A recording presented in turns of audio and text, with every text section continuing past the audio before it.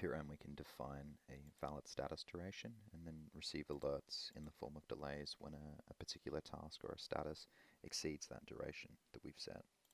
So if we head up into Tools and go to Delays Display Options, we can basically set thresholds for when these events will trigger, when they'll pop up, and then what color they'll be associated with. So I've set my 0% threshold, which is right when the status goes over its valid duration, to show up as blue.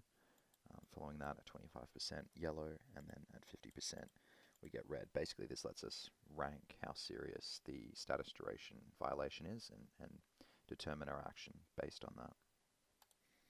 So we should see these statuses pop up in a moment and then automatically change color as the threshold changes as time ticks along.